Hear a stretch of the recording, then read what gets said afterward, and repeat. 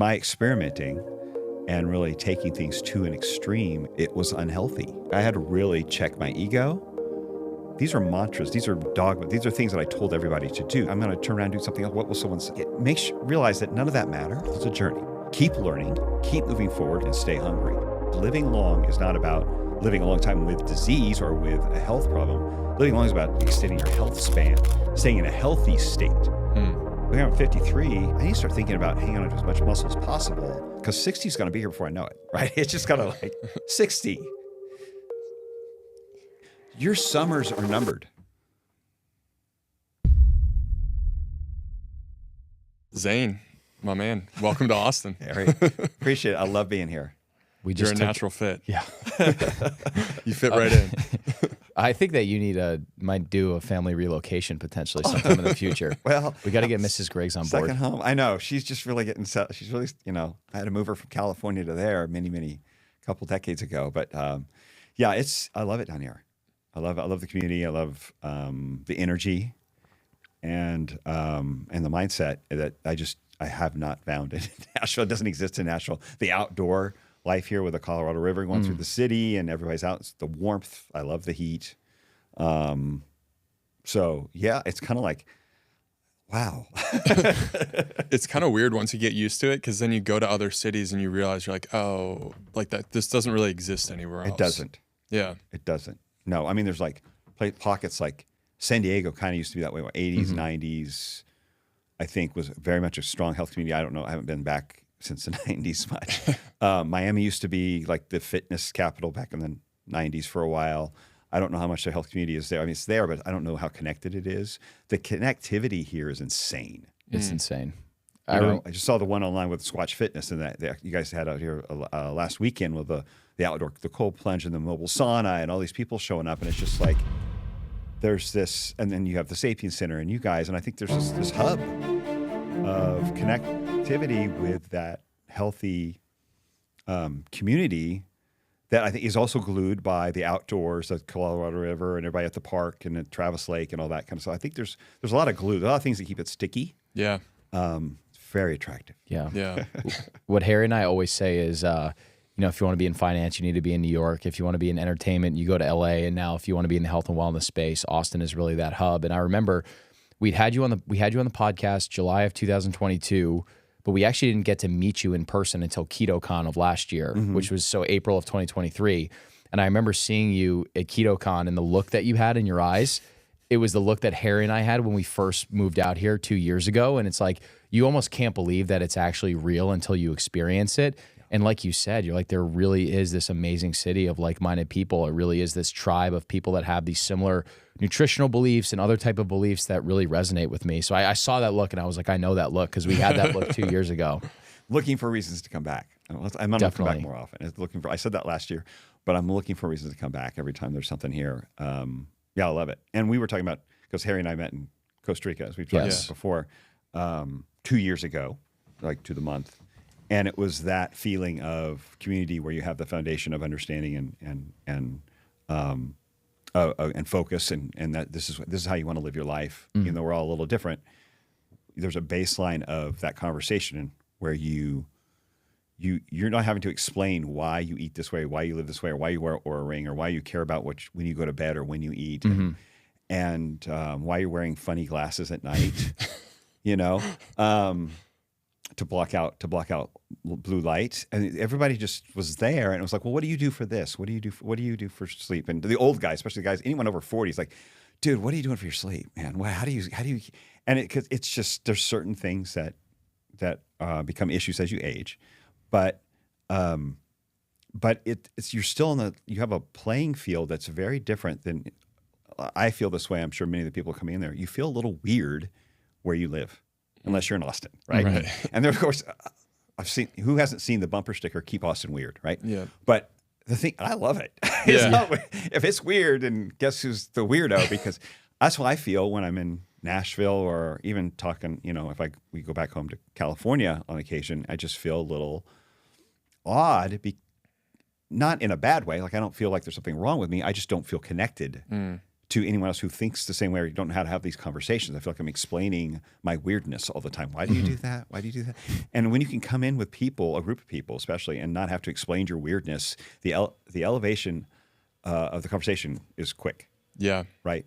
Yeah, we were talking about that in Costa Rica. Like when I was down there, you don't really have to talk about the nuts and bolts and the basics. You get right into the deep stuff, which is always, I think, where like you can make very quick connections. We were only down there for like 5 days, and I feel like I walked away from there with a handful of really good friends that I stay in touch with, and it was an immediate bond. I just walked into your office 2 hours ago. It's like a family reunion. And there was like, there's like 5, 6 people in there I knew, and three, four of them from Costa Rica. Yeah.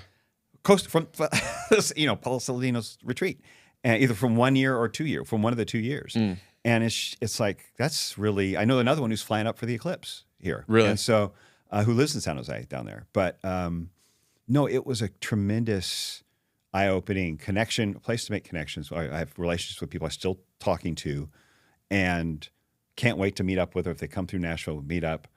And it's, it's odd. You're right. It was maybe 4 days, 5 days tops. And the connections, I think because of the like-mindedness, they're very solid. Do you think this model of health centered around community is something that only a city like Austin can like tap into, just because the open-mindedness, the nature of Austin is keep Austin weird? Or like, do you think that like Nashville, for instance, Austin's sister city, like could Nashville ever get there? I hope, man. I hope. I know it's called Nashville's a sister city. We're like a good 4 or 5 years behind you guys, generally speaking, in Austin. There would need to be, I think the asset here, one of the great assets here is the outdoor life. You guys have much better weather than we do. I know it gets hot in the summer, but it's hot and humid in Nashville too. And the heat gets better, but there's never been much of an outdoor fitness or outdoor community life there. People go out hiking outside of Nashville, but there's anything in Nashville. Now, I think we have a lot more young people moving in downtown. We have a lot, the look of Nashville, especially downtown, has been changing. I go downtown, I'm like, this is not the Nashville I moved to 26 years ago, whatever it was. It looks for the better. I mean, it's just much more eclectic. It looks a little more like California-ish people, but they're going to need to. There needs to be something created where it's much more of an outdoor connection, where people come out of their homes. People are working from home now. They don't even leave their home to go to work anymore. They leave their home to go to the gym, right? Hopefully, yeah. So I think that's an asset of the Colorado River coming through the city, and all the outdoor connectedness you guys have through that, and the outdoor events. That would need to be, I think, facilitated for there to be real connection, because we have to connect in person, right? Totally. Community is not done over Zoom. No. We tried that. It does not work. Didn't work. Didn't work. Bad experiment. So that's an asset.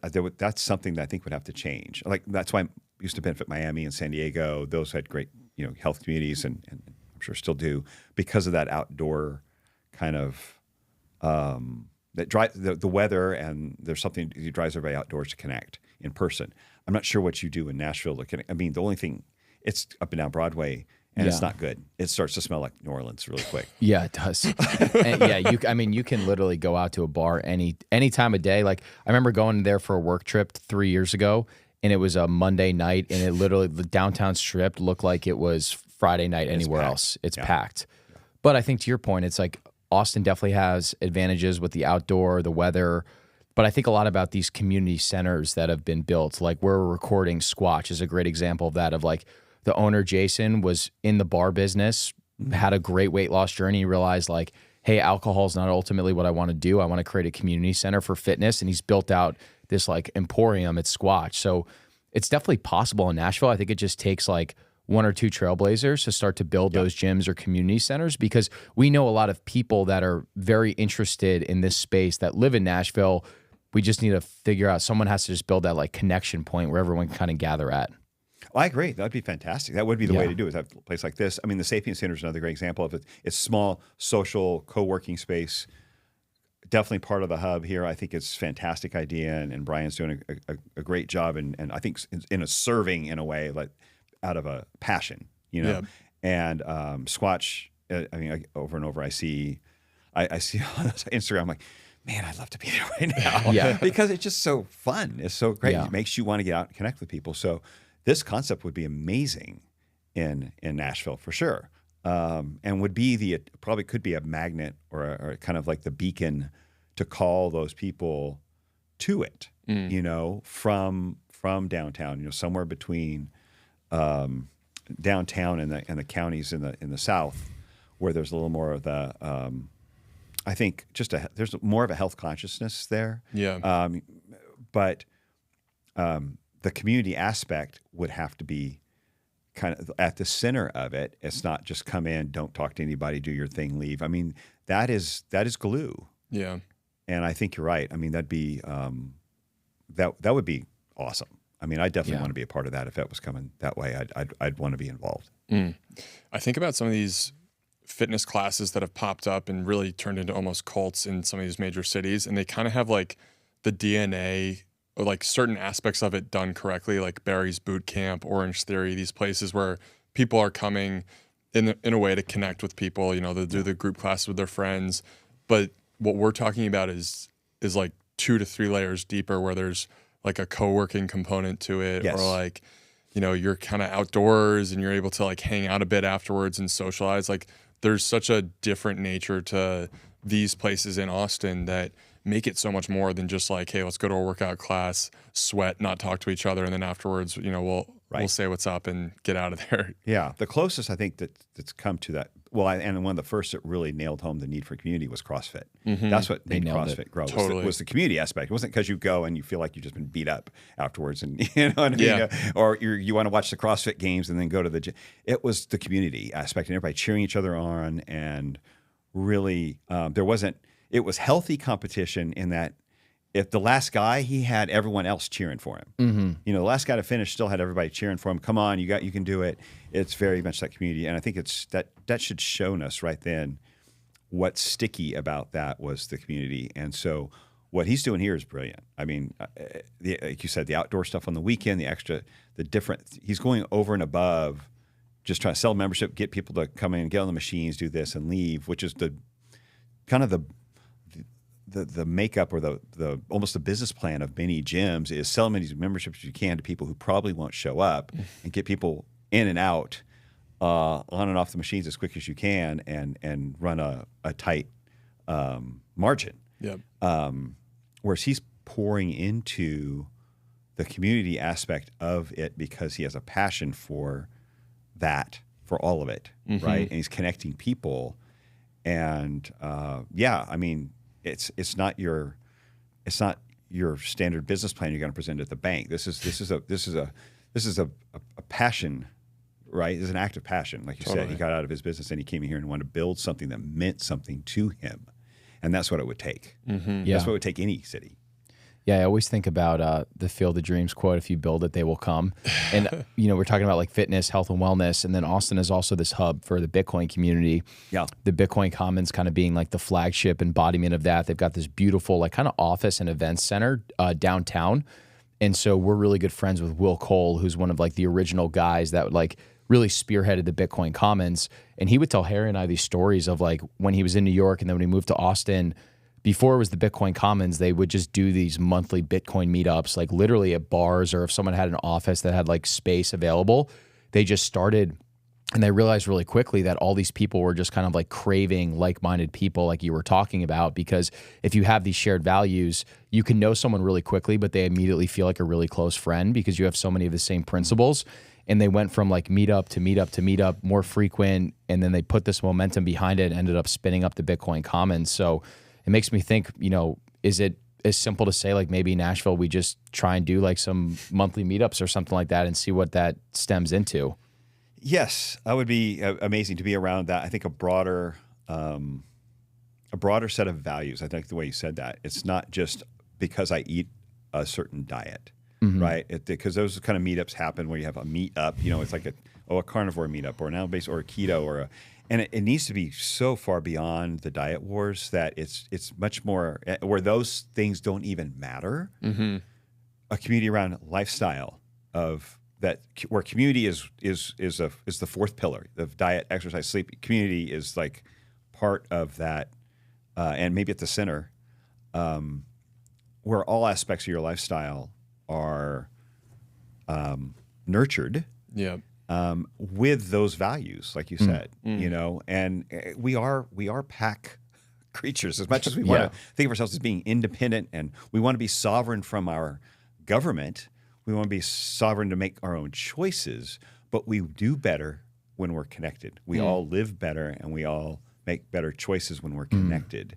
And we grow, and we're challenged. We allow ourselves to be challenged in those connections, so that we don't get stuck in our own little isolated ideas that don't get, that have no input. Right. And so I think that's a place for growth. It's an opportunity for growth, I should say, to have that community where you have those open conversations that aren't about arguing your point, but about learning and discussing and being open-minded with the people, because you know you all have the same values, you want to move the same direction, and you mean each other well.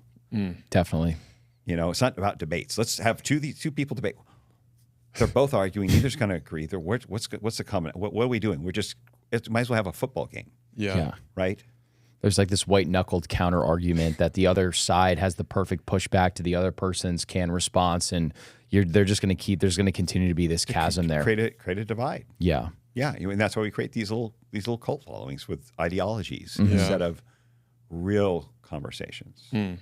You're hitting on a really important point that goes so far beyond just like, health and wellness. It is health and wellness at the end of the day. I think it all kind of funnels back to that, but it's really like the nature of the culture right now, which is people are isolated, divided, and really I think that plays into just like how people are feeling during like the current times, like this sense of anxiety, doubt, like afraid of other people almost. Defensive. Defensive. It's this idea, and you said nurtured, which I think is the perfect word for it. It's like you get nourished through community, through encouraging people, through hearing other people's stories, through realizing that, whoa, we all have a ton in common. We're dealing with the same problems, and whatever ideological flag you want to fly, the basis is all basically the same. And we're talking about a lot of the same things here. Yeah, the journey, there may be just different parts of their journey. And it's a really wild, because I've been through a gamut of my health journey from one end to the next. And sometimes I hear people talking, it's like, he's here on the journey, you're here, and you're on the same journey. You're just at different places in it. And maybe he's probably found some things over here that you found some. But for the most part, you're on the same journey. You're just in different points in time or progress in that journey. And you're arguing about who's right. And you're at some point, you're both just working out your own strategy, your own journey, and it changes as you age. That should change as you understand more. That should change. Your body is not homeostasis. Isn't like locked in. It's where you are now, but it's not necessarily where you're going to be 10 years from now. Right. Yeah. I think that's one of the things that Harry and I both really respect a lot about you as a friend too, is your willingness to continue to evolve, tinker, iterate, where you see so many people, especially when they hit their, I was going to say 40s, but even 30s, that just kind of get stuck in their ways. Yeah. And I feel like that's true for you from a nutrition and a general health perspective, where like you've been doing this for a long time. It's like you've probably done every diet under the sun, every different type of training plan, et cetera. You've been through it all. You're continuing to evolve and tinker there. But even on the aspect of community, that mindset applies to you too. I remember I was listening to a Chris Williamson podcast, and I don't remember the exact statistic, but apparently the number of males in their 50s that have like one close friend is like abysmally low. So even from a community perspective, it's like you're still trying to seek out those like-minded individuals, those friends, those relationships. Like that's what it's all about right there. Yeah. And I try to keep consciously connected with people who are significantly younger than me as well, because of that innovative spirit, that the hunger is still there, the passion is still there, and it helps fuel that. So because you get in your 50s, you're like, there's times you just want to let off the gas. You just want to coast into, and I'm still pretty hungry in a sense of like I haven't done what I wanted to do yet. I'm not done. I'm not even close. And so, and I don't want to be. I do not want to let myself get comfortable to where I'm letting off. Yeah, I want to go to another level to keep iterating and to keep reaching, whatever new understanding I get, and share that. But it's great business advice. There's a business coach, Dan Sullivan, who has got to be he's pushing 80 now. And that's some of his best advice for his business students, who are entrepreneurs and business owners he said, keep people around you, business owners or entrepreneurs who are like 20, 30 years younger than you, to keep you moving, keep you, feeding that fuel and ideas, because, you can share wisdom, you can share experience with them, and they're more creative and more, they're not as risk averse. And so they feed each other. I think we need that mixing of decades of generations to keep things moving forward. Definitely. Yeah, Brett and I have tapped into this a bit down here, where we're able to pour into younger guys early in their 20s. We've kind of just graduated from that phase, able to give a few pieces of advice, don't have all the answers, but able to just like pour into guys who are very enthusiastic, have a ton of ambition, don't really know what they want to do, but they're all in. They want to go do something and find their purpose. And just being able to give like 1 or 2 points and give them some advice, and then also receiving the energy and just like the passion. It's like, okay, like just I want to go do that. Doing what you do. Yeah, like we need to do more. So it's really cool just being able to work, both upwards, like receive advice and then also give it down and pass it down. I think it's a really valuable thing in mentorship, and just being able to like bring other people along for the ride and, help somebody out on their journey. Like it's so powerful. Yeah. It feeds you as much as it feeds them. It really does. It kind of puts a little more fire in you. Yeah. I've gone through, even the last few years, had to reevaluate how I was approaching my own health, my own diet, everything I was doing. I started running myself down, actually. So about 4 years ago, I realized, so basically I'd been eating low carb for years, been preaching low carb since probably 2002, started intermittent fasting in 2010, playing with that, recommending my clients. 2015, I was doing probably 24-hour fasts once a week, 15, 18-hour fasts the other days with fasted workouts, high intensity. It's like all these wonderful tools, these hormetic stressors that are in and of themselves used properly for the right goal. They're very useful, great tools. I was pulling all the levers, and I was pretty lean, very active. My fasting insulin was probably 3, so I'm very metabolically healthy. I didn't need to be pulling all the stress. It was too much. And so I was feeling run down. My sleep was not good. I was feeling like the muscle burn even when I wasn't working out. My blood work showed elevated TSH, which is the thyroid stimulating hormone. It's the hormone that stimulates your pituitary to put out more T4 and T3. So that means it was stressed. My sex hormone binding globulin was very high, which means that cortisol is high. So cortisol and epinephrine were cranking. And that can, with that sex hormone protein, it binds to free testosterone in your system. So you could have your normal total testosterone's at normal levels, but your free gets tied up by elevated SHBG. Not good either. So stressed out thyroid, free T being tied up from the stress and the high cortisol, not sleeping well, looked good, didn't feel good, and couldn't grow, couldn't recover very well. Endurance was taxed. And I'm like, what? Okay, what am I doing wrong? So I had a little talk with a friend of mine who's an MD who he doesn't do all those. He understands those things. He was in the weight loss space, but he's like, I said, I just need somebody to bounce stuff off of. He said, you're doing everything. You're doing too much. It's like, back off, feed yourself, And I'm like, okay, all right, you're probably right. And so I had to, back off on working out as often, put in a few more carbs, less fasting, started feeling better. So slowly started moving in that direction to the point where like 9 months ago, I really said, I need to start tracking my food. Like I'd never, like where I got a food scale and I got my fitness pal out and I'm consistently every day, I'm weighing the meat. I mean, I'm weighing the potato or whatever it is. And I'm logging it in there. I'm like, how much am I eating? Like how much protein am I really getting? How many carbs am I eating? How do I feel after I do that? So getting nitty gritty with it, like getting a little sciencey with it, rather than just shooting from the hip by how I felt, right? And realized it finally hit me over the last year or so. I've been eating like a dieter instead of an athlete, but I had the metabolism and the activity level of someone who's fairly athletic. Yeah. So, and I was getting older. I mean, this hit me at 49, and I'm like, okay, you can't sustain this. So I'm thinking, okay, giving up to age. Thinking back, it wasn't smart at any age. It was too much, right? So now I'm at a much more, I guess you would say, a balanced diet, eating very clean, whole food.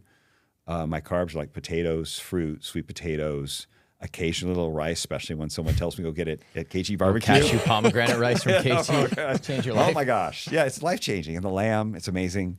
Yeah,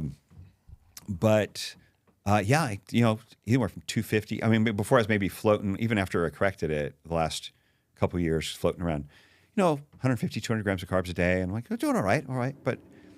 But really started thinking, getting a little more sciencey with it. I hit my protein target at 200, all meat. Fat is up there because I eat fatty meat. I'm not living on chicken breast and canned tuna, right? I'm eating good, hearty, fatty meats, real meat. And then filling in the gap, when I ate that way, I'm still 1,200 calories short of my total calorie consumption, just to hit baseline. Wow. For basal metabolic rate and my active calories, right? So for maintenance calories was at 2,900, and I'm coming in at 1,700 maybe with just the protein and the fat. So I'm like, okay, well, I'm working out 3 or 4 times a week with weights plus doing other cardio stuff, sprinting. It's like, I need carbs. This is basic exercise science fueling. So I just filled in that gap up to maintenance calories with about 300 grams of carbs. Worked out 1,200 calories. Oh my gosh. Just felt so much better, recovering better, getting stronger, sleeping better, stopped the fasting. I mean, because I'm like getting older too. I just didn't need it. I mean, I'm working to hang on to muscle mass. And it's much harder to assimilate protein as we get older. Yeah. So here I'm 52, 53 at the time, and just it's like I need to start thinking about hanging on to as much muscle as possible. Dude, you could pass. That's an emotional 35. moment. 60. That's a milestone. 50 was like whoa. 60 is like you're on the downward slide. You know what I mean? You've passed definitely. I mean, I could say 50. Oh yeah, 50 more years to go. I'm going to 100. 60. Your summers are numbered. So, and that's your family, things you want to do, time with your spouse. Your summers are numbered. What do I want that to look like? How long do I want to stay healthy? Because living long is not about living a long time with disease or with a health problem. Living long is about extending your health span, staying in a healthy state, right? No one lives long with heart disease, diabetes, or if you're just overtaxing your system and your cortisol's through the roof and you're a stress case, right? Because you can't sleep. So I had to set over the course of that whole time, it's like, these are mantras, these are dogma, these are things that I told everybody to do. These are good things. And I was overdoing it and I was hurting myself. And I was like, I had to really check my ego, check my, it's like, I've been telling people to do this for years. Why am I'm going to turn around and do something else? What will someone say? And just like, it makes you realize that none of that mattered. And this was a journey. That's what I would tell to somebody else. It's a journey. Keep learning, keep moving forward. Look at where you are at this point in your life with understanding and with what your body's telling you, what your blood work's telling you. Huge improvement in just performance and sleep. It's like, well, I really can't argue with that. Yeah. And it's not like I'm getting chubby, because I ate 300 grams of potatoes, fruit, and the food that we've, as a species, been eating since as long as we have history, right? We eat some level of plant if we can find it, right? And still do, along with meat. So it's like not fearing a natural food unless it tells me to, unless I have a reaction that says, no, you shouldn't eat that. Okay, I listen to it, and it may be different than somebody else. That's okay. But these foods didn't bother me before. I was just experimenting with different stressors. So why would they bother me now?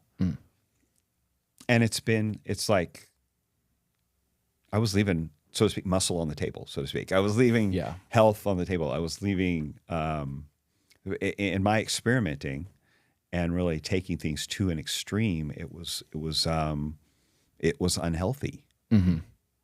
So you had this moment where you recognized, hey, I don't feel as good as I should feel. Mm-hmm.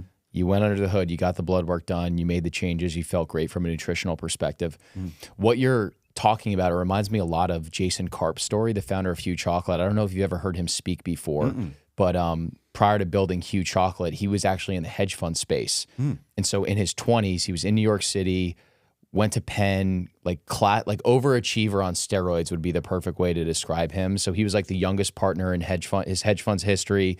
And every day his mindset was like, not how do I be a good person? It was like, how do I just like juice the lemon out of every day and be as productive as possible? And so when he was in his mid-20s, he started having trouble reading the computer screen. And he went to a doctor. The doctor told him, you have this incredibly rare autoimmune neurodegenerative eye disease. And by the way, you will be blind by the time you're 30 and there's no cure for it. Oh. This is in like the early 2000s. So probably right around the same time that you were experimenting with low carb back in 2002. He starts reading all these books, basically goes on like a paleo-ish type diet. So he gets his nutrition dialed in. He also went to a therapist, and the therapist said, it can't just be your nutrition. You have to change things from a lifestyle perspective. So I actually want I'm going to force you to do something for 2 hours a day that's literally not productive at all. It can't be reading. It can't be taking a course. It can't be doing work. He goes, I guess Sex of the City was big at that time. He was like, I literally want you to watch 2 hours of Sex in the City every single day. Yikes. So he starts like fixing his mental health, then his nutrition. And lo and behold, he literally reversed this neurodegenerative eye disease that he was told was going to be irreversible. Wow. So it makes me think about you where like nutritionally you change things, but I also know you have coaching business, you're working with a ton of clients, you're putting out content, you're a dad, you're a husband. Was there anything else that you needed to tweak from maybe like a lifestyle perspective as well that you kind of paired with the nutrition to get you feeling the way that you're feeling now? You know, that was a big part. I mean, my business shift, was part of helping me shift my business, I think, too, as I went through, I mentioned going through the pandemic and that shift towards being more authentic with myself and not worrying so much about, one, what other people thought, and two, speaking to like me in a different career.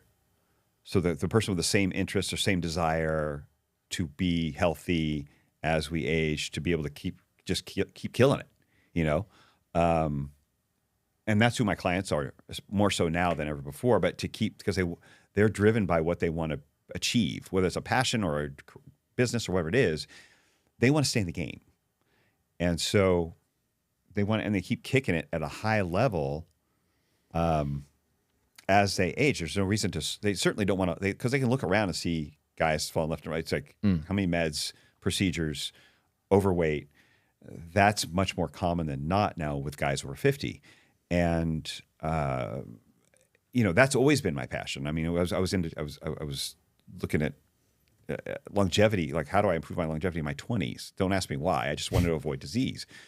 But I think really looking for people, rather than trying to please everyone or try to speak to everyone, speaking to people who are more like me, who had the same level of interest at this point in my life. Now, early in my career, that wouldn't have made sense so much. I was helping with weight loss. That's who was available. That's what I had to learn. But at this point, it's like take all these lessons I've learned the hard way and help other people who are at this point in their life avoid those mistakes and really optimize their health the way I optimize mine and continue to learn and stay hungry. And so the community aspect, like we've been talking about, is something that for the first trip to Costa Rica with Paul Saladino let me know I needed community. Mm-hmm. It let me know I missed it. So staying connected, even if it's most of the time it's online, but to come to events like what I'm here for with the biohackers thing and go to Hack Your Health back here in Austin again and whatever else I can go to connect with people in person who are like-minded, that feeds it. like what we've been talking about already. That was another aspect to it that I was missing and I needed, so I didn't feel so isolated. And it keeps me, as we were talking about, it keeps me fresh. It keeps me tinkering and moving forward and hearing new ideas. So that, that was a missing element, and may have been a very key part that kicked this off. It kicked this forward. I mean, I was already moving that direction because that was 2 years before I met you. Year before I'd gone to see Paul down there the first time, and he had found similar issues with his free T and SHBG being high with being purely carnivore, and so I just felt it's that exchange of those stories with someone else, other people who want to be, as we said, not locked into a dogma, but move forward, tinkering, listening to their bodies, looking at blood work, looking at our tracking apps that we're all connected to, and really assessing, well, where am I missing it? Where's my blind spots? And sometimes we can't see our blind spots without help from somebody else. Yeah. And I think that's part. It's like with my doc friend who I had to run stuff past, and listening to Paul, it's that affirmation of like, you know what, I'm feeling the same thing, but I thought it was maybe just quirkier in me, or maybe I'm off because this is not what because it confronts your ideas, it confronts your ideologies that you've had for X number of time, and so reassessing those, and that's part of that energy I'm talking about that I realized I was missing. So that, you know, I mean, it really feeds me, emotionally and mentally, and just feeds that drive to keep getting better.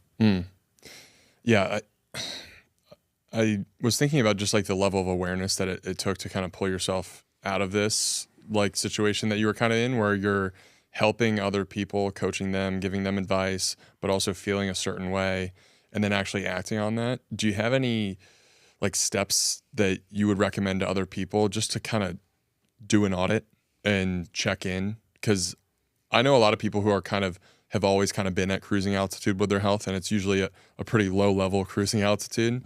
And so they don't really realize the different extremes that they could be experiencing, whether it's like really amazing health or really poor health. They're just kind of in that middle place. So was there anything that you would recommend to people just in terms of tapping in, like really reassessing kind of these basic foundational principles? Wow, that would really, I mean, of course it's sort of individualized, being where they're coming from and what they're, but I mean, blood work is really revealing. It can help you reassess what you're feeling, or think about what you're feeling. If you know what you're looking for, like looking at fasting insulin, or getting, assessing your sleep, getting an Oura ring or Whoop, because what you learn from your sleep, you realize, what you do during the day affects how you sleep at night, right? So I don't know if there's one way. You would need help. You would need another person. You would need a coach who's been there and can say, oh no, these are things. What are you feeling? This tells me this. How are you feeling about this? And because it isn't so cut and dry, it's very like a marker on blood work could lead you to one or two things, three things. We don't know what the source is until you start asking questions and digging in. Right. So I don't know that I'm answering your question very well, other than get a coach who's been through it, who is open-minded, and who continues to evolve their theories and isn't too married to them, who isn't too romantic with their ideas. If you think the same way, if you're believing the same way about your approach to your lifestyle and your health, everything, as you did 5 years ago, you're missing something. If your message or your perspective and your understanding of it hasn't changed in 5 years, you have blind spots, because you should have learned more about yourself in 5 years and what's more individual to you. But also our knowledge, our understanding of these things, if we're listening to the leaders and who are ones who are being open, that continues to change. About fasting, the more we've learned more about fasting in the last 3 or 4 years, from being like the end all be all to well, maybe not everybody should do it, or it kind of affects women a little differently, or people over 60, they might have an issue. It's like there's nuance. It's not that the things are bad or the tools are bad or they should be used. They just have a proper usage for those tools, for the right goal, for the right person, a certain time in their journey. There's nuance. And if you don't have nuance to your ideology, you have a religion. Yeah. And you can point fingers at vegans all you want, but you know, you just created a different version of it. So I would humbly say, because I've walked through it, yeah, if you haven't changed your perspective on these things in the last 5 years, you need to take an assessment. To answer your question, find someone who's been through that and have them help you, because we all need help. We need that. It comes back to the community. It comes back to having someone who can help you find blind spots. That's a really good answer. That's powerful. I like that. If you're talking to someone whose beliefs have stayed the same over the last 5 years, they're probably not doing something right. And that mindset applies to way more than just nutrition. Yes. Yeah. Yeah. And what you normally find that, not to babble on about it, but there's a difference between a practitioner, coach, a physician who sees patients, and someone who just puts out ideology but doesn't actually coach people through things. I'm not saying those people are bad. There's something wrong with them. That's a great place they're at in their life and their career. But when you have worked with when you're a practitioner that works with other patients or clients, you learn to respect nuance, because what you try with this person doesn't work the same as it does with this person, and this person over here needs something else. And so you learn to respect the nuance, that the one size does not fit all. That's really what it comes down to. One size does not. There's principles, but then when you come down to that we can say, hey, generally this is a good direction for all of us to move in, or use this a certain way. But when it comes down to the individual having issues, it's all nuance. Yeah, it's all nuance. Didn't mean to interrupt you, but that was great. I just noticed a difference between like someone who coaches or has coached a lot of people and someone who is just kind of like talks. Yeah. When you were talking about just the impact that you're feeling about turning 60 in the future, it actually reminded me. I've actually never told you this story. It reminded me a lot of the Nashville conference, and I don't even think you and I have talked about this, Harry. But I think the most impactful day for me was somehow you ended up talking about the impact of your wife and your children, and you had a very similar emotional reaction, and it made me think about we can talk about diet, nutrition, the perfect training plan, but this concept of like a mental focal point of something like a vision in your head that like pushes you to do the things that you need to do to get healthy. That's so important. Yeah. And I had my own mini version of what you had experienced probably this last year, where we started the brand, things started getting really busy, the businesses were getting built up. And I kind of just had this reflection of like, I don't feel as good as I possibly could. My workouts are becoming less consistent. My nutrition is still decent, not as good as it once was. And I was always justifying it under the lens of like, oh, well, I'm just getting busier and I'll find time.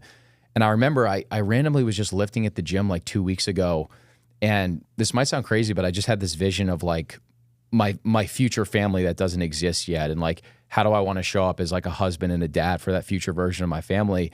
And it just made me think so much of that moment that you talked about in Nashville that had such a strong impact on me. And even what you were talking about at 60, like I think you do such a good job of keeping in the front of your mind the things that really matter, which are your family, and maximizing your own health so you can be like the best version of yourself and show up for them too. So I just wanted to comment on that. Thank you.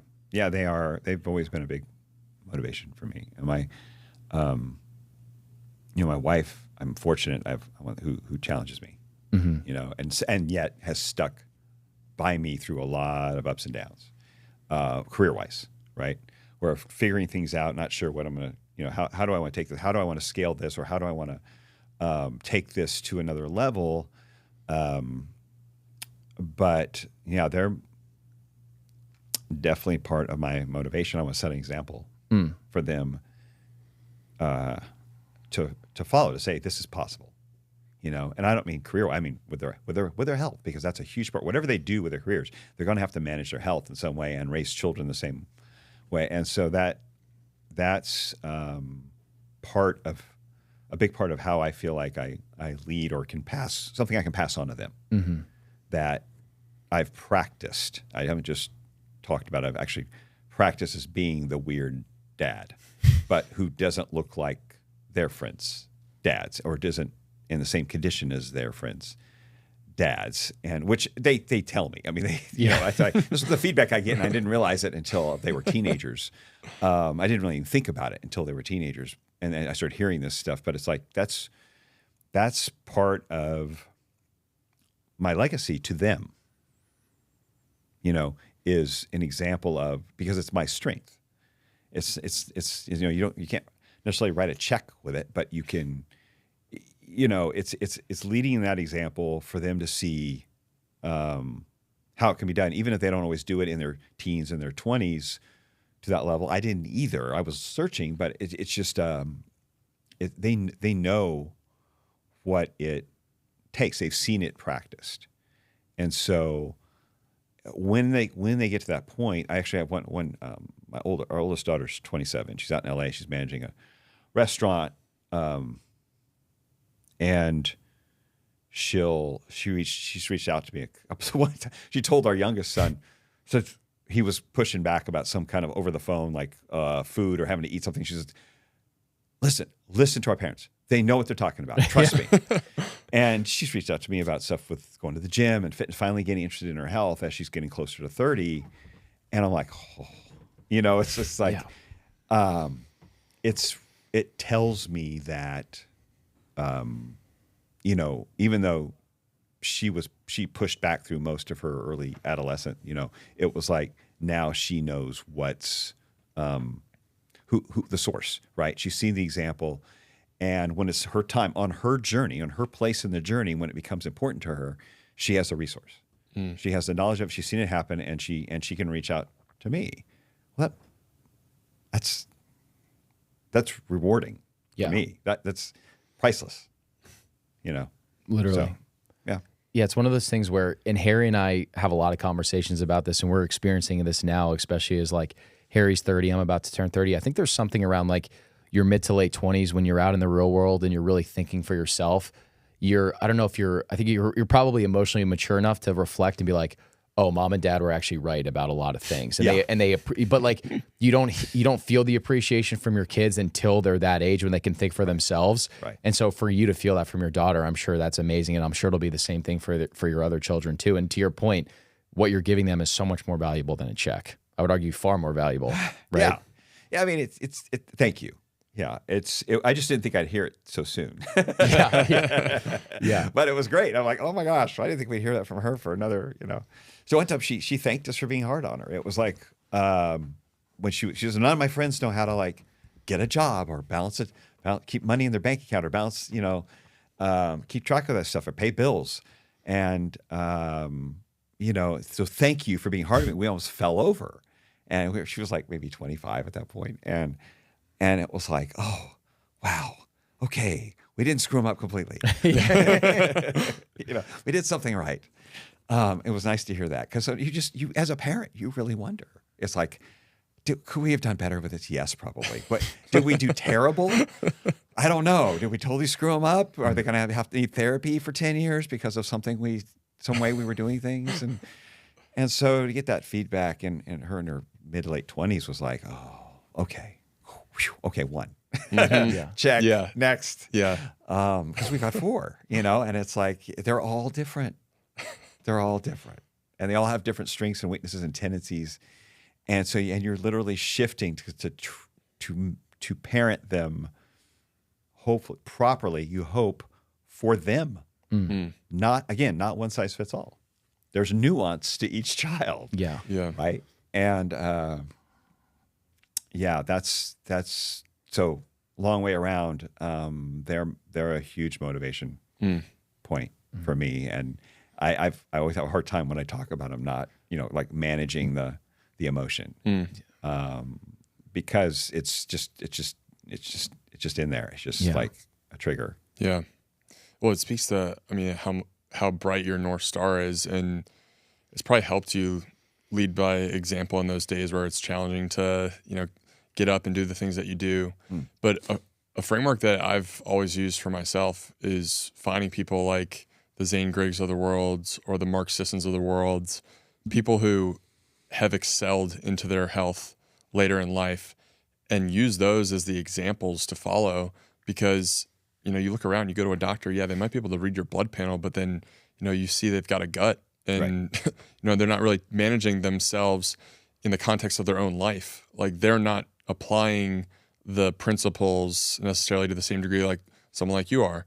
And so I think like for a kid to be able to receive just an example of how to be healthy from their father, it's like, I really don't know if there's anything that can replace that. There's very few things that are more important than the foundation of their life, which is their health. And if their parents are just giving them the example, it's like so valuable. So, you know, I really just respect that level of like leadership, because there are so few people out there who are really talking about this message that when you hit 50, you know, most people think 50 is like, you know, they got to turn it down, and you're still out here thriving. They're pouring another drink, and they're like, "Where are we going tonight?" Yeah, you know? And it's like, no, that doesn't. I drink less now than I ever have in my life. I think. Well, okay, prior to being, you know, I really didn't drink as a teenager. So, but yeah, I've just it's you know, I make changes to that are to help me keep moving forward. I don't want to slow down.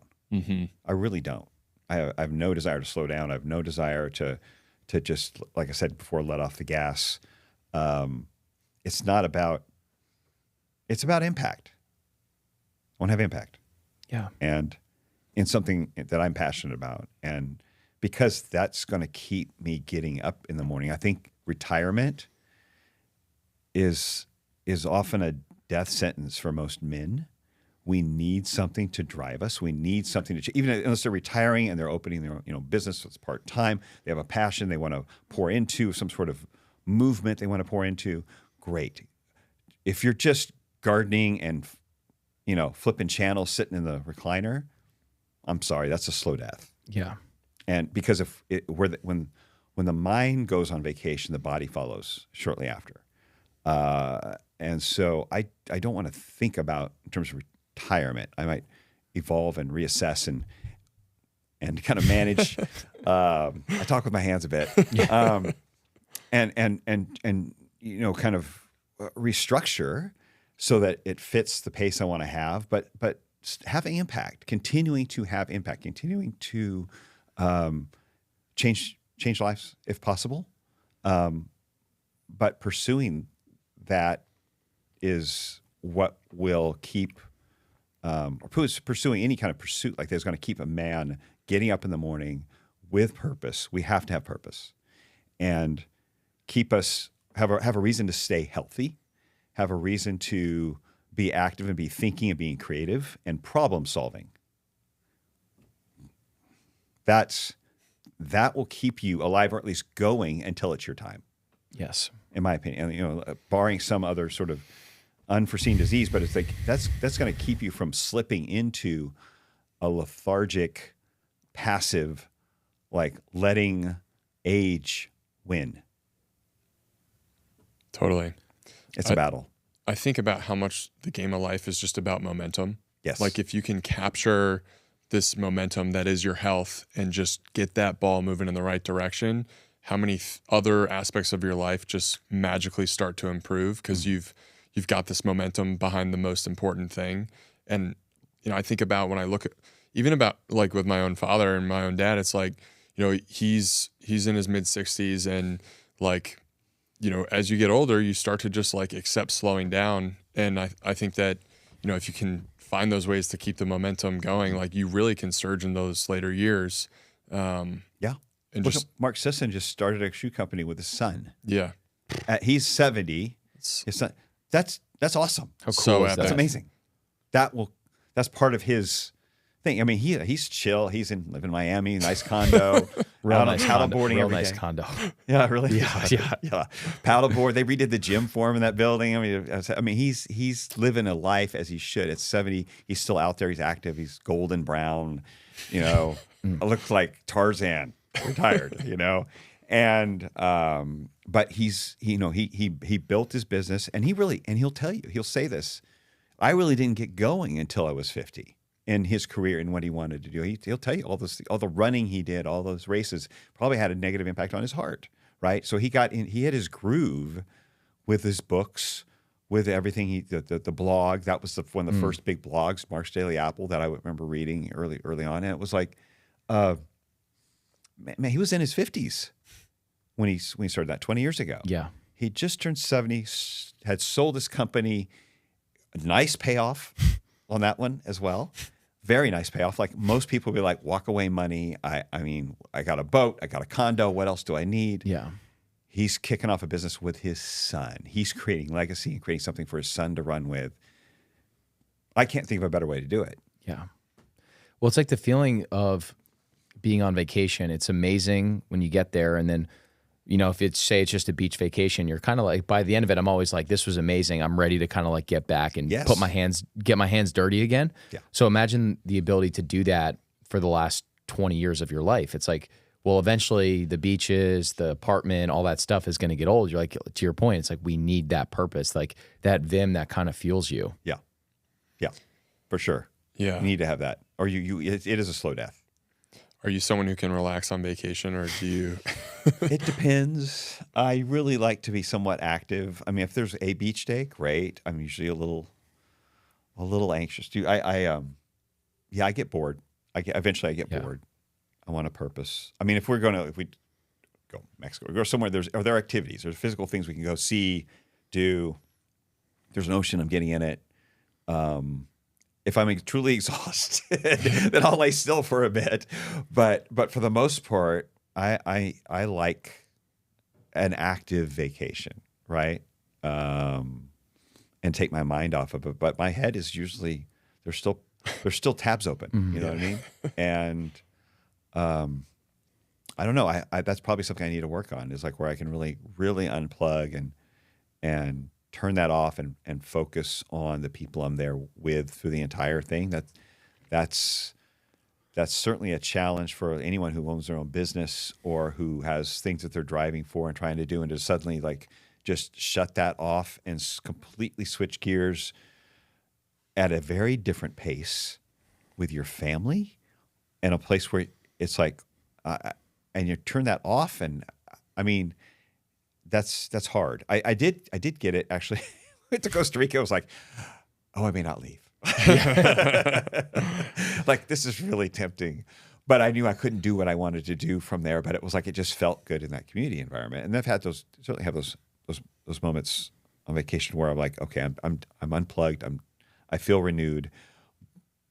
But at the end of vacation, yes, I'm ready to get back and get at it. But yeah, that's something I've probably had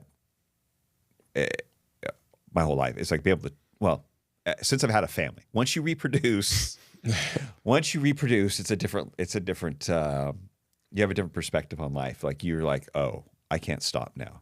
Yeah. You know, it changes your perspective on producing, you know, your career, your income, all that kind of thing. It really changes your perspective. And so, turning off completely on vacation, it's an effort. It has to be deliberate. And I think that's just part of being, especially if you're a business owner, but part of being a dad and a husband, like you're always thinking about the next thing. I don't know, but the tabs are open for sure.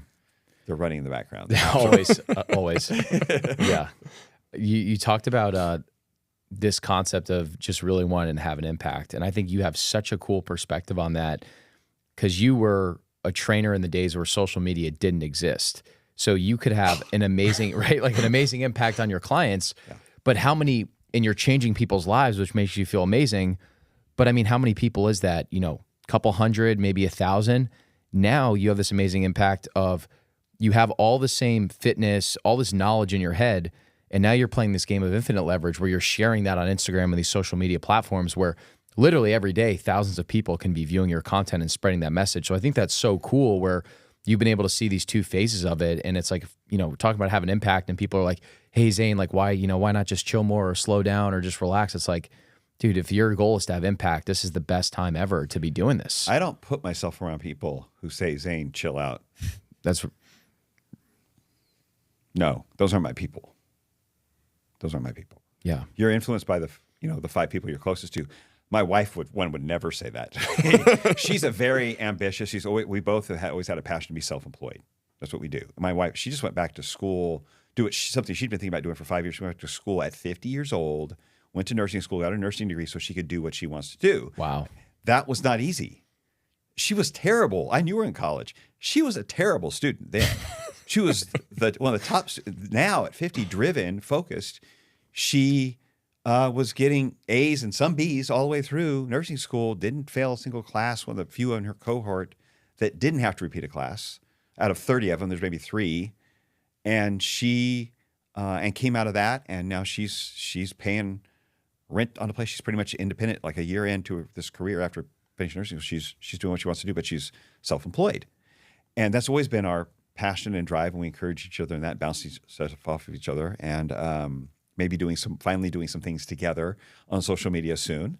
Kind of us pairing up with our strengths and doing that would be kind of fun. It's a little scary. Like we might need to have a marriage counselor on speed dial for some of that. But I think we're ready. But my clients are business owners or in a high level at a corporate level, and they maybe have a side business in addition to the corporate job.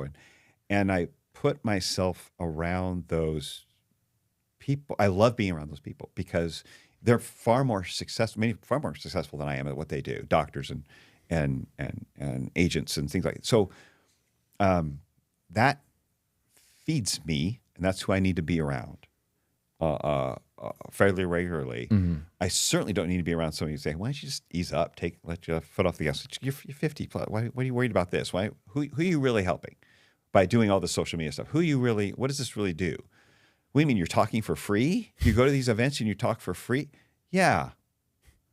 Because that's part of one, it's how you run a business. You invest. But I'm investing in other people. Mm. And I wouldn't let someone who spoke that way in my circle for very long. Mm. And I just it's not a snub thing. It's just like that's for me to keep going, I can't have negative voices or apathetic voices in my life. Mm. That's like eating the wrong food, or watching something that's going to disturb you in some way, disturb your sleep or disturb your it's just it's not an echo chamber because we're not all saying the same ideas. It's just the level of motivation of the people I want to put myself around that feed me, feed my energy. I can learn from them. I can pitch questions to them. That's something where I'm very picky now at this point in my life about who gets in that circle. Right. Yeah. They have to feed this drive. Yeah. Keeping crabs in the bucket friends is the spiritual equivalent of eating hot Cheetos, I would say, right? Totally. Yeah. Really. Yeah. It's like, no hot Cheetos. No. But especially with the message that you're driving forward, which I think is one that needs to fall on as many ears as possible, which is this combination of you can evolve through the process of getting older and just keep accelerating and keep finding new ways to build things and put things out there in the world and invest in your health and invest in your kids and pass on a legacy. All these things are lost in today's society. And I really do think that you're championing a message that really needs to be heard. So having people who are going to be kind of saying hey, slow off the gas, that is basically the antithesis of what you're trying to do. Mm-hmm. This might be a tough question for you to answer, but because I think you're wired very differently. But what does it take? Your wife just goes back to school at 50, and you seem like you would probably be the same type of person to do that, to have that identity shift or that moment where you're like, I'm gonna go do something that's pretty different. But we're just wired that way, and we facilitate it for each other. Mm-hmm. I don't think we realized it somewhat when we got married. When we met in college and then went different directions for 6 years. Dated shortly, it blew up I was way too young. But we just weren't in the right place, and then came back around about 5-6 years later, and that started dating, and that's when we got married. But we just have a drive to be self-employed. I think because, I don't know. I don't know. When I have a job, if I had a job, the times that I've had jobs, whether it's facilitating, building my business, as soon as I get employed, I'm looking for the exit. Like, what's my exit strategy? What do I have to do to not need this job? Yeah. Right. That's just how it's just built in. Can't change that. It's who you are. I can't change it. I wasn't taught that. Yeah. It was just there. I started selling candy in middle school to people. I could buy it for 10 cents at one place. I could sell it for 20, and the other guys who were trying to sell the candy were selling it for 25. So I could undercut them by 5 cents and still double my money. 7th grade. So I'm not saying I'm great at business. I'm not. I'm learning now to hire people who are good at that aspect. I'm much better with the health and the coaching and tweaking, but the desire was there to not be dependent on someone else's structure for my income. Like, I want to know I want that structure to be in place, because I built it, and I'm compensated based on what I create, not because somebody else has valued what I bring to the table, but because what I bring to the table has created the value. Mm-hmm. And that's part of the drive to make me continue to improve. If I were to get in that environment where you just have to come in, just do this work, you get this check every month, that would be feeding and I hate to sound like I'm criticizing somebody who has that job and that's your life. It's like that's fine. For me, it feeds complacency, because I would be more complacent if I did that. I would have less of the drive to have the impact that I'm going to have without knowing that I'm the one steering the ship, or it's not something that I created. Collaboration's great. I'm all about collaborations. I'm all about working together, partnerships, fantastic. But it's just the way I'm wired. Yeah. And she is too. And I think that we feed each other in that way. We wouldn't let the other one slip back. And that's like, what's wrong with you? What's wrong? What's going on? Are you all right? And so when she said she wanted to go back to school, and I knew she doesn't like school, and she was a terrible student, and because she wanted to get this thing, it's like, then I'm going to do everything I can to support that, to make sure that there's always give and take, and there's always things in that kind of situation. That's a lot of hours to put in for 2.5 years, where she wasn't going to be around. So it's like, I'm making more meals. What's the schedule with getting, our son Jet to this or to that, and so we'll start collaborating on the schedule better at this time, and I'll back off here, and so it's a teamwork, right? It's teamwork. And I don't know that. I think it's in our DNA. Yeah. And I think I'm really fortunate that I have a partner who gets that, because it does help me keep going. Because I'm not immune to complacency. I'm not immune to it. I just don't like it. I don't like it in me, but it's still a real thing to keep at bay. It's discipline, or a conscious effort to say, let's keep moving, let's keep innovating, let's not get stuck.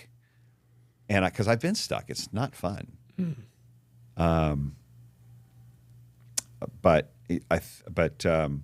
as circle back, community is a big part of it. And I think being around like you guys and younger people who are innovating and innervating. I'm thinking about my motor units innervating muscles fibers. So but innovating and being creative in that, and being around that energy. It's like put yourself back in there, because you have to, like anything, has to be fed. Yeah. Well, I think our friendship is that cool, like, I forget the word you use, like almost like bonding of like different generations, where I think the three of us all learn different things from the other person and are all really good friends, which is so cool. Yeah. I think that's just like such a blessing that this whole relationship is like built off of social media. You guys had the Costa Rica trip. Yeah. This is your third time on the show. Like, we consider you a super close friend, a guy that we look up to in multiple different buckets. And that's the benefit of using social media the right way, is you might meet some of your closest friends because of that too. Yeah. Oh yeah. Yeah. And the meeting, the in-person, I just can't get enough of it. You know what I mean? Yeah. I want more of that. I want the freedom. Traditionally, meeting people, my clients in person, it's just great now because I've had some great relationships with, and there's clients I have now that I still meet in person in their home that I don't ever want to be disconnected from in some way. The way business is done now, and in order to scale, in order to go the direction I want to go, I need to spend more time and energy developing the online, the remote portion of my coaching and the remote portion of other, like going to conventions and speaking and doing podcasts and so forth. It just, that's a necessity to keep moving forward in today's, and it's a leverage. It's a leverage point that I didn't have 10 years ago. And that would free my time up to keep those connections going and fresh, and be able to come down to Austin and go to places that feed my energy and allow me to collaborate. And so it would elevate me from in a different way of scaling, but it would allow me to elevate my business in a way that allows greater impact than just one person at a time in my local area. So it's not to criticize that aspect of a business, and I have great relationships with some of my clients that I don't want to see end. But I need to, the majority of my focus needs to be on the impact side, which is this. It's just connecting and with a broader community, and getting fed and collaborating and giving. But it's exciting. Like, it takes me out of my comfort zone and makes me, do new things. That's part of staying young up here. That's and let's face it, it's fun, right? It's fun. It is. What was it like to partner with Ken on the book? That was cool. That was kind of odd that I had him on my podcast during I think it was 2020, so everybody's locked down, right?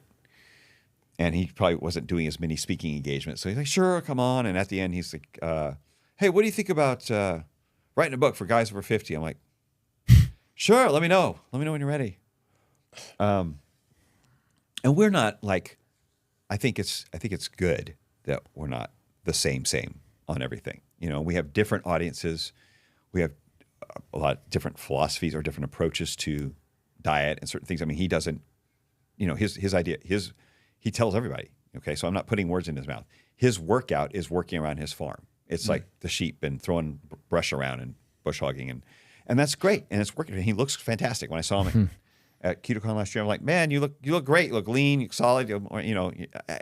He's a year older than me. I think he's like 54, 55 or so, and great health, but we're not the same on all these things. Like, his people might listen to what I say and think, "Well, that doesn't sound like what Ken's like." Right. We're two individuals with different histories and different perspectives and different ways we do things. And I'm very much a fitness guy. I'm not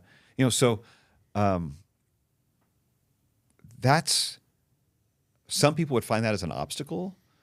I think it adds color. I think it adds depth.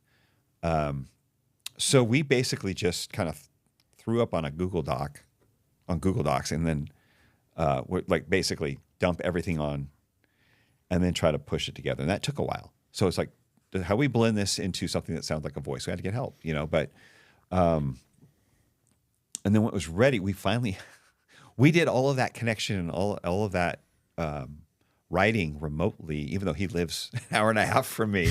We didn't meet until the book had been published on Amazon. We met up at Hack Your Health KetoCon last year. Wow. We never had met in person. It's kind of funny. And then started doing some social media together. And then I did some events with him last year at some of the places where he was speaking and show up with a book, and just got to meet and connect with people. And that was part of what kicked off this with you guys too, I think, is coming to that con and then and really realizing, wow, I don't have to go all the way to Costa Rica to connect with people. I could come to Austin, or I could come to other conferences like this and find my people, right, and connect with people. And so I don't know if I'm really answering your question, but it was the things that at first I thought might have been obstacles really added some depth and some color to what we put together, because we both had the same mindset or idea of, let's help guys over 50 most of whom are struggling with their health, as we put in the book, to keep kicking ass. So basically, whatever is your career, your family, as I mentioned before, your passions, whatever you want to do, don't let that be stolen from you because of bad lifestyle decisions, or because of lifestyle disease that's preventable. Something that's preventable that you can change. And if you can fog a mirror, you can still change it. So yeah, you didn't start when you're 30 or you're 40, but you're 50 now, and like you're not dead yet. So don't act like it. Change your diet, start moving, fix your sleep, or pay attention to it at least. Put some effort into, your habits, and continue to be impactful and have it in your career, with your family, whatever drives you. But get driving. Do not die in your easy chair with a clicker in your hand. That's ugly, and it's sad, and no guy wants to really do that. No one is going to have self-respect doing that. They're going to feel like they don't have an impact anymore. I don't know. I mean, I would. That's kind of the end. Like guys retire and then they don't know what to, because they've never had to create their job. Some of them, they don't know what to do themselves. And I think that's another benefit to owning your own business and creating your own structure and your own vehicle, is that you learn to create that, you learn how to innovate, and you learn how to change, and you never have to have, you're never in a place where you have to have somebody else handing you your vehicle. You own it. But I think that was where we could come together, is that we had dinner together. We would go after that, or with our wives, and we'd go out and talk, and it was fun meeting with him at the cons and stuff, and meeting everybody. But I think that's where the desire to help people. I mean, you listen to him. He wants to change a lifestyle on a population level. That's his goal, as a grassroots effort, right? Of a large population. Whereas I'm kind of focused on a very small, the 1%ers who are optimizing, right? So we have different. That's why I said we have different audiences and different focuses, but we come together, and like on that book, with helping specifically guys, but people in general, not be victims of their lifestyle choices, not be victims of their health when they've built up a lifetime, decades of wisdom and experience, and a circle of influence that could still be leveraged. And it's important to be out there, not just because of their own gain, although that is important, because that's how we're rewarded for effort and for work, but to be shared. And now you have a book, right? And now we have a book, which is doing all right. It's still selling on Amazon, so it's still moving. It's a work that locks in, your knowledge and time. And I could say now, even now, a year later, I'm like, I might change that. I would probably change that. I'd probably add some stuff here, because I just keep, learning and saying I could make that better. But I think beyond the information, it was, how do we reach that guy and tell him he's got hope and the tools, right? Give him a framework and the tools to use to pull himself out of this mess that he may have created in his health, but it's going to cut his health short, cut his impact short, and take him out of the game that he's been getting up every morning to play for all his adult life. And without it, he'd be lost. It's like that was the purpose. I think that's where, because we could, being at that age, we knew it. We were seeing it with our friends, and so that's, I don't know if again, I don't know if I totally answered your question, but it was much more about who are we after and what is the purpose of this book, who are we trying to impact, than the writing of the book itself. But I mean, I think we're talking about things like what else could we do with this to have that impact on helping, guys, people. Do we do one specifically for women? I mean, whatever the conversation is, how do we keep making an impact on this age group that is so in need and so on the wrong path? Having lived through the 80s, the health advice of the 80s and the 90s, and now they're like, what happened to me? And so I think it's driven by that impact. It's like it's and desire to help the guys who are our friends who are like that and need some direction and feel a little lost because they've poured their life into whatever their career was and raising a family, and now they're at a point maybe their kids are headed off or whatever, but they're at a point where they really need help with their health. Yeah. And so I think it comes back to impact. To impact. Amazon, the best place to purchase Kicking Ass After 50? That's the only place right now. Okay, beautiful. Yeah. Easy enough. It'll probably ship to your door 6 hours after you order it. Sometimes I order stuff at 5 and it shows up at like 10 o'clock that night. That's crazy, huh? Yeah. So we'll link to that in the show notes. Any other great places to connect with you? I'm pretty active on Instagram, Zane Griggs Fitness. If whatever socials you're into, if I'm on it, it's listed on my website, zanegriggs.com. So that's the place to figure out where I am, or where you want to find me. Although I can't promise I'm going to be super active on all of them because I just don't have that part wired in yet. We see you pop up on Twitter every now and then. Yeah, we do. Yeah. Every now, like, okay, enough pictures. I got to deal with words. Yeah. I'm tired of pictures. I don't want to get in front of a camera today. But yeah, I'm a little spread thin on that. I'm even trying to get a little bit on LinkedIn because I do a lot of my crowd on LinkedIn and my ideal people on LinkedIn. But it's like, oh my gosh, I start to doze off, to be honest. So I just click it. LinkedIn is so boring. Yeah, but no, mostly active on Instagram and that's a great way to, like, if you want to connect the BC message or whatever it is, like that's Zane Griggs Fitness. Cool. Yeah. Awesome. Sweet. This has been great. We really appreciate you coming on. Third episode in the books. We got to already look forward to the fourth, I'm assuming. There's got to be a fourth at some point. But oh my goodness, what do I have to go through for that? No, I'm kidding. No, I appreciate it, man, because I just, again, love coming down here and connecting with you guys. And when I knew I was coming down here, that's the first text I made was like, hey, I'm coming down. Yeah. What do we do? Where are we hanging? Where are we going for barbecue? Yeah. Where are we going for barbecue? Can we do a podcast? What you got going on? No, I love it. I love the hub. I love the community, and I just get fed when I come down here. So come down more often. I know. Yeah. Well, you'll be here for Hack Your Health? Yes, absolutely. Sweet. Yeah. That's going to be great. Doing a breakout presentation on that one of the breakout rooms. So yeah, that'll be great too. See you guys there for sure. We'll see you there. Awesome. We appreciate it, man. Thank you, Zane. Thanks, Zane.